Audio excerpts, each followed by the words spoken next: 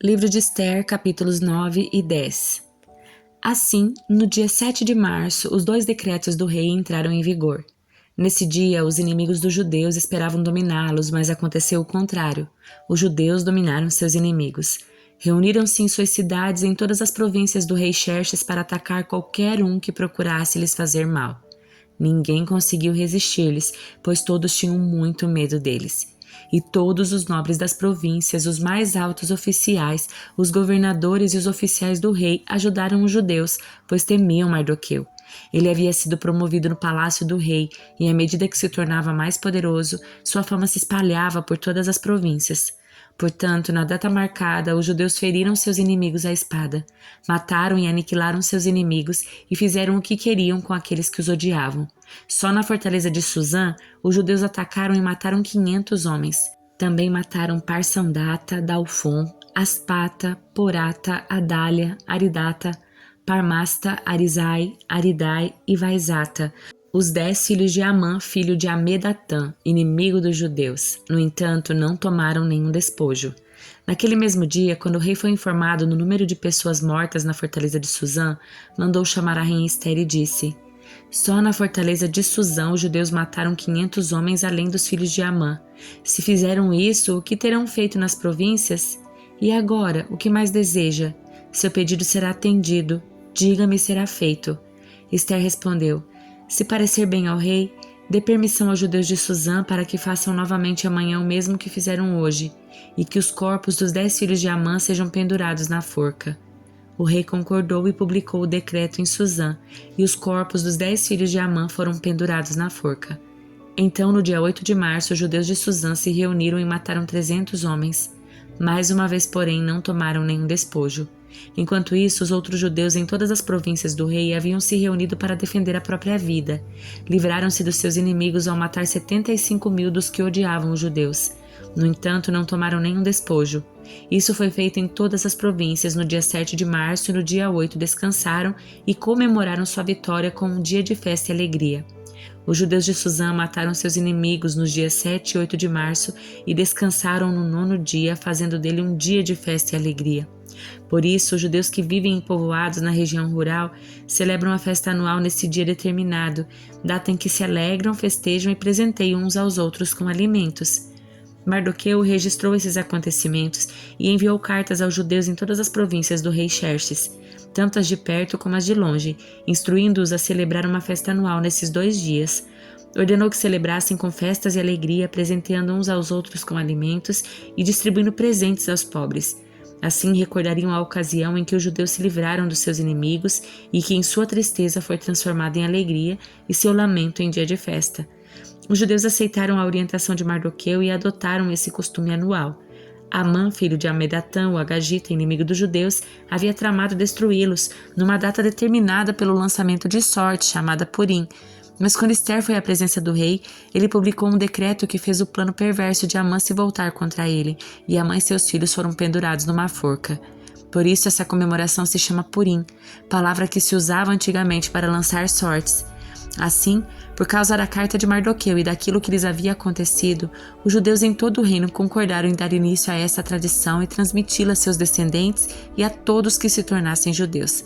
Declararam que não deixariam de celebrar anualmente esses 2 dias na data determinada. Esses dias seriam lembrados e comemorados de geração em geração por todas as famílias em todas as províncias e cidades do império. A festa de Purim jamais deixaria de ser celebrada pelos judeus, nem lembrança do que havia acontecido se apagaria entre seus descendentes.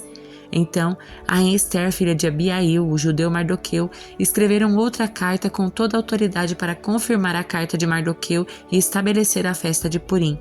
Enviaram cartas a todos os judeus das 127 províncias do Império de Xerxes, desejando-lhes paz e segurança.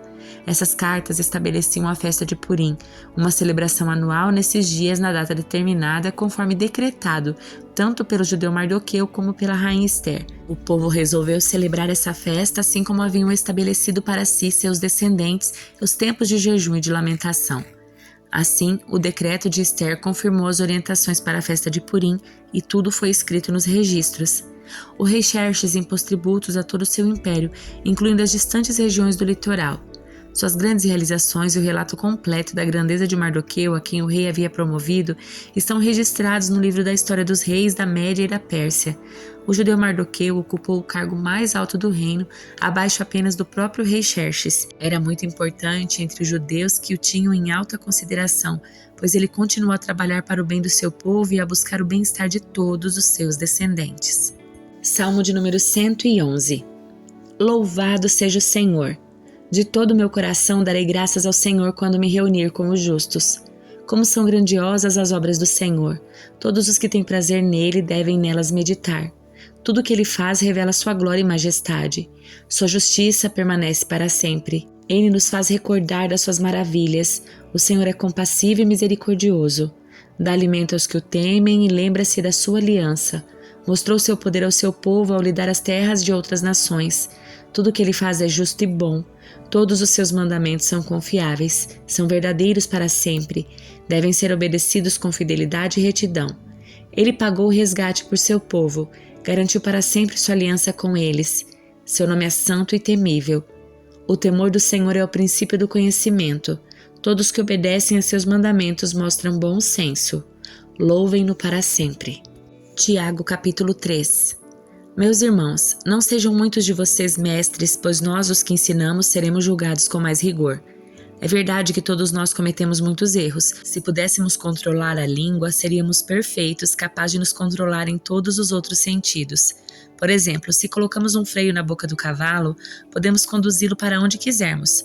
Observem também que um pequeno leme faz um grande navio se voltar para onde o piloto deseja, mesmo com ventos fortes. Assim também a língua é algo pequeno que profere discursos grandiosos. Vejam como uma simples fagulha é capaz de incendiar uma grande floresta. E entre todas as partes do corpo, a língua é uma chama de fogo. É um mundo de maldade que corrompe todo o corpo. Ateia fogo a uma vida inteira, pois o próprio inferno a acende. O ser humano consegue domar toda espécie de animal, ave, réptil e peixe, mas ninguém consegue domar a língua. Ela é incontrolável e perversa, cheia de veneno mortífero. Às vezes louva nosso Senhor e Pai e às vezes amaldiçoa aqueles que Deus criou à sua imagem. E assim, bênção e maldição saem da mesma boca. Meus irmãos, isso não está certo. Acaso de uma mesma fonte pode jorrar água doce e amarga? Pode a figueira produzir azeitonas ou a videira produzir figos? Da mesma forma não se pode tirar água doce de uma fonte salgada.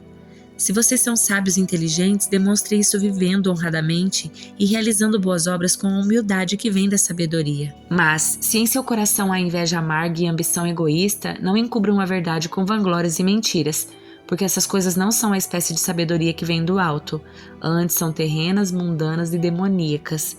Por isso, onde há inveja e ambição egoísta, também há confusão e males de todo tipo. Mas a sabedoria que vem do alto é, antes de tudo, pura. Também é pacífica e sempre amável e disposta a ceder a outros. É cheia de misericórdia e é o fruto das boas obras. Não mostra favoritismo e é sempre sincera.